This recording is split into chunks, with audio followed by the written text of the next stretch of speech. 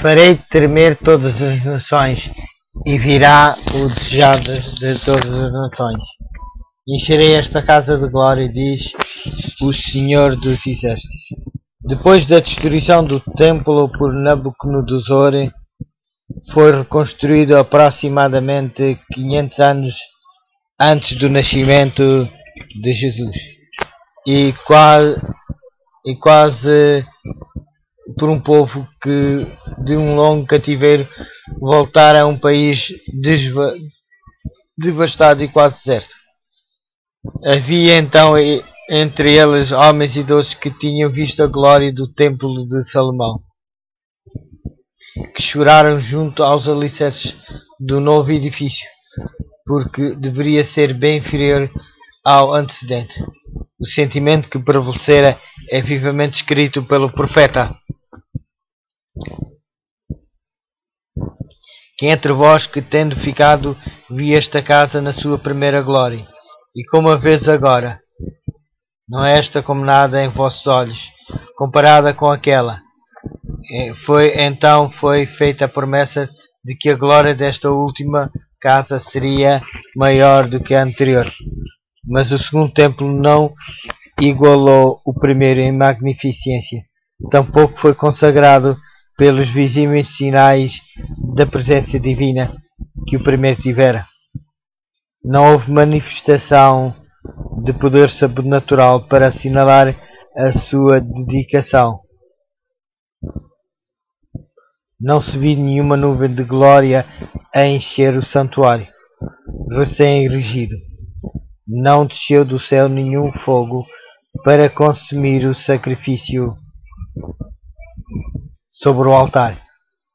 Não mais o Shekinah não mais habitava entre os querubins no lugar santíssimo. A arca, o propiciatário, as tábuas do testemunho não mais deviam encontrar-se ali. Nenhuma voz ecoava do céu para tornar conhecida ao sacerdote inquiridor a vontade de Deus. Durante séculos, os judeus do Baal se haviam esforçado por mostrar que a promessa de Deus feita por Ageu se cumprira. Entretanto, o orgulho e a incredulidade cegavam-lhes a mente quanto ao verdadeiro sentido das palavras do profeta.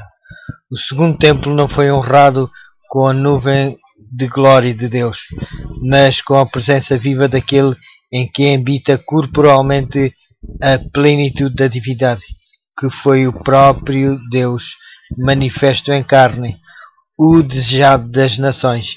Havia, em verdade, chegado ao seu templo, quando o homem de Nazaré ensinava e curava nos pátios sagrados com a presença de Jesus, e com ela somente o segundo templo excedeu o primeiro em glória.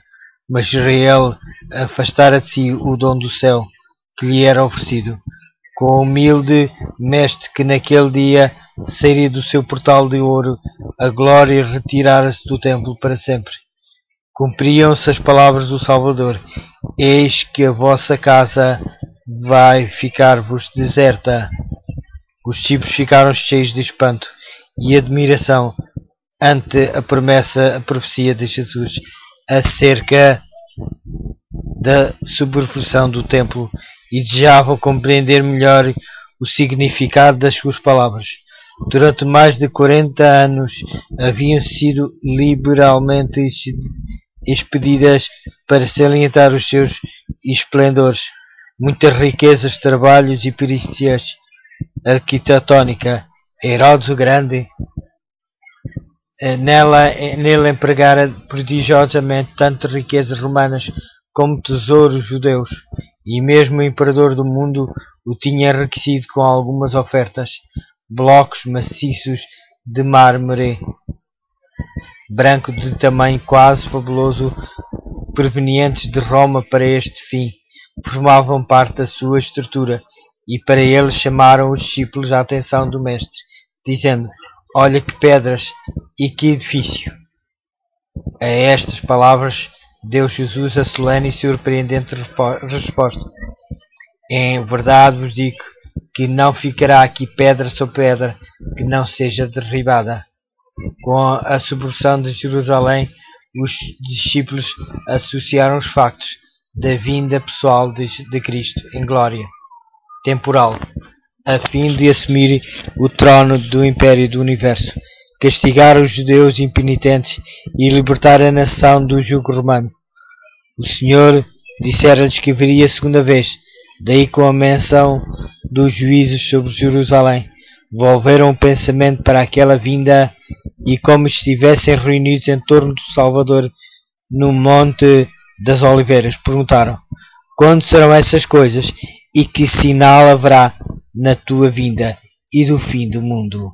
O futuro estava misericordiosamente velado aos discípulos. Se naquela ocasião tivessem compreendido perfeitamente os dois terríveis factos, os sofrimentos e a morte do Redentor e a destruição da sua cidade e templo teriam sido dominados pelo terror, Jesus apresentou diante deles um esboço dos acontecimentos preeminentes que ocorrerão antes do final do tempo. As suas palavras não foram então completamente entendidas, mas o significado ser-lhes revelado quando o seu povo necessitasse da instrução que nelas se dá. A profecia que ele então proferiu era dupla, e no seu sentido, ao mesmo tempo em que prefigurava a destruição de Jerusalém, representava igualmente os terrores do último grande dia.